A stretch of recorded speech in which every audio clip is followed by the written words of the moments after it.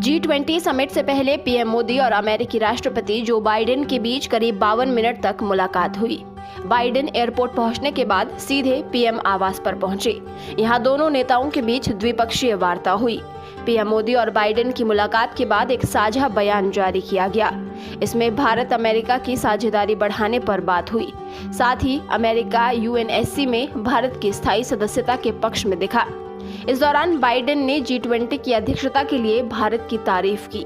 साथ ही चंद्रयान 3 की सफलता के लिए भारत को बधाई दी। वहीं पीएम मोदी ने बाइडेन को क्वाड सम्मेलन 2024 के लिए न्योता भी दिया। बाइडेन से मुलाकात के बाद पीएम मोदी ने ट्वीट किया कि हमारी बैठक काफी प्रोडक्टिव थी। हमने कई मुद्दों पर चर्चा की जो कि भारत और अमेरिका के बीच आर्थिक संबंधों को बढ़ाएंगे। ये वैश्विक भलाई और दोनों देशों की दोस्ती में अहम भूमिका निभाएगी।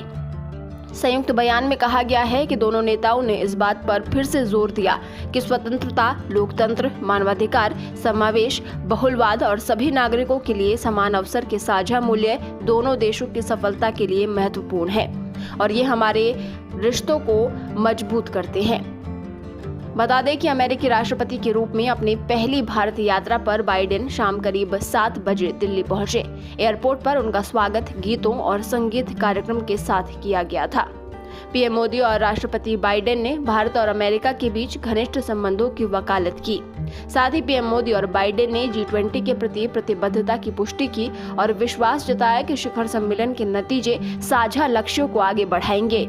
दोनों नेताओं ने स्पेस और एआई के विस्तार में सहयोग के माध्यम से भारत अमेरिका की रक्षा साझेदारी को बढ़ाने और विविधतापूर्ण बनाने की अपनी प्रतिबद्धता को दोहराया।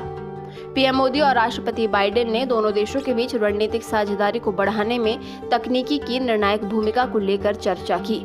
दोनों नेताओं ने साथ ही खुली, सुलभ, सुरक्षित और लचीली टेक्नोलॉजी का इकोसिस्टम और श्रृंखला बनाने के लिए महत्वपूर्ण और उभरती टेक्नोलॉजी पर चल रहे प्रयासों की सराहना की। इस दौरान पीएम मोदी और राष्ट्रपति बाइडेन ने स्वतंत्र, खुले, समावेशी और लचीले इंडो पैसिफिक का समर्थन करने में क्वाड के महत्व की पुष्टि की। साथ ही पीएम मोदी और राष्ट्रपति बाइडेन ने न्यूक्लियर एनर्जी में भारत अमेरिका सहयोग को सुविधाजनक बनाने के लिए दोनों पक्षों की संस्थाओं के बीच जारी परामर्श का स्वागत किया। बाइडेन ने 31 जनरल एटॉमिक्स MQ-9B यानी खुफिया विमान देने पर सहमति जताई। ये एक निगरानी विमान है जिससे खुफिया जानकारी एकत्र की जा सकती है।